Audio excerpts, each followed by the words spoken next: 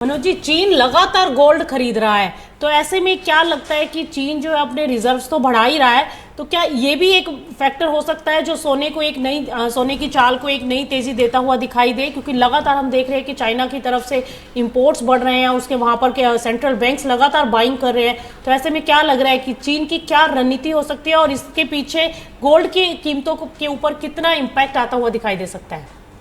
देखिए, चाइना लगातार 20 महीने से बायर है और हम देख रहे हैं कि यहाँ पे जो मई मंथ में एक आउटफ्लो देखने को मिला था गोल्ड ईटीएफ में, इंटरनेशनल मार्केट में और भारतीय बाजारों में, तो हमने देखा है कि वो जून में फिर एक बार ट्रेंड बदलता हुआ नजर आया है। ईटीएफ में फिर एक बार से वहां फ्लो लौटते हुए नजर आए हैं। तो जो एक तात्कालिक फंडामेंटल में बदलाव आया था, डॉलर इंडेक्स में मजबूती थी और जो फेड रेट हाइक का एक फियर मार्केट में बना था, उसके चलते हमने एक मुनाफा वसूली देखी थी। लेकिन हम लगातार कहते आए हैं कि जो लंबी अवधि के फंडामेंटल्स है उसमें कोई बदलाव नहीं है, क्योंकि जो ग्लोबल सेंट्रल बैंक है वो लगातार बायर है। और अब जो यूएस और ईरान के बीच में सीज फायर हुआ है, तो उसके बाद जो डी डॉलराइजेशन का प्रोसेस है वो फिर से एक बार जो वहां तेजी पकड़ता हुआ नजर आएगा। जो बड़ा ट्रिगर होगा रूपा जी, वो फोर्ट नॉक्स का जो गोल्ड का जो ऑडिट की बात लगातार चल रही है, अगर वो होता है तो फिर हमारा मानना है कि गोल्ड को एक और नया ट्रिगर जो है वहां मिल सकता है। तो फंडामेंटली जो लंबी अवधि के फंडामेंटल है उसमें गोल्ड में कोई बदलाव है नहीं। और ये जो भी फेड रेट हाइक का एक फियर था, उसके चलते करेक्शन हमने मार्केट में होते हुए देखा था।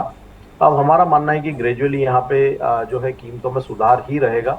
और ऐसे में अगर सेंट्रल बैंक की तरफ से मजबूत बाइंग लौटती है, स्पेशली चाइना की ओर से, तो वो मार्केट के लिए एक बड़ा पॉजिटिव ट्रिगर जो है हो सकता है।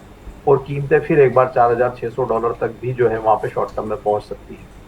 तो ऐसे में क्या माने, चाइना जो है युआन को एक बार फिर से मतलब जो है युआन को वैश्विक स्तर पर डॉलर के अगेंस्ट मजबूत करने की पूरी कोशिश कर रहा है?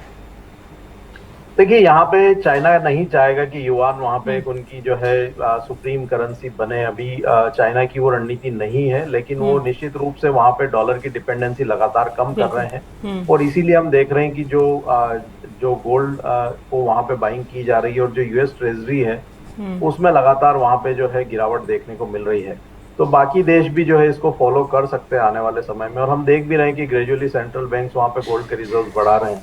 आज अगर हम भारत के संदर्भ में ही बात करें, तो हमारे जो गोल्ड के रिजर्व है रिजर्व बैंक ऑफ इंडिया के, वो 800 मेट्रिक टन के ऊपर निकल चुके हैं। तो ऐसे सारे जितने भी बड़े सेंट्रल बैंक्स हैं वो यहाँ पे लगातार गोल्ड के रिजर्व बढ़ा रहे हैं। और निश्चित रूप से गोल्ड के लिए एक फंडामेंटली पॉजिटिव यहाँ पे ट्रिगर रहेगा आने वाले समय में। ओके। मनोज जी, चलते चलते आखिरी सवाल, निकल को लेकर क्या रणनीति होनी चाहिए? क्योंकि आज निकल में भी हम विदेशी बाजारों में तेजी आते हुए देख रहे हैं, 1.5% से ज्यादा बाजार ऊपर हो चुका है। तो क्या हफ्ते के आखिरी कारोबारी दिन इस कमोडिटी में भी कोई अपसाइड बनता हुआ दिखाई दे रहा है डोमेस्टिक मार्केट में? देखिए, निकल भी यहाँ पे काफी ओवरसोल्ड कमोडिटी, हमने लगभग 1860 से वहां पे लगातार गिरावट आते हुए देखी थी। और भारतीय बाजारों में कीमतें 1560 तक के स्तर तक फिसलती हुई नजर आई। तो लगभग वहां पे 20% की गिरावट हमने पिछले एक महीने में होते हुए देखी है। मार्केट काफी ओवरसोल्ड जोन में है और एक रिट्रेसमेंट यहाँ पे कीमतों में देखने को मिल सकता है, जो ग्रेजुअली कीमतों को 1610 और 1645 तक ले जा सकता है शॉर्ट टर्म में। तो यहाँ पे भी अगर कोई रणनीति बनानी है तो अब शॉर्ट सेल की नहीं बनाना चाहिए। ओके। 1570 से 1566 का जो रेंज है वो एक बाइंग के लिए अप्रोप्रिएट रेंज होगा। 1538 का वहां पे स्टॉप लॉस मेंटेन करना चाहिए। और 1610 का लक्ष्य वहां पे छोटी अवधि के लिए, और अगर मीडियम टर्म की बात करें तो 1640 1650 तक के लक्ष्य भी रखे जा सकते हैं। तो एक रिट्रेसमेंट यहाँ पे निकल में भी जो है वर्तमान लेवल से देखने को मिल सकता है।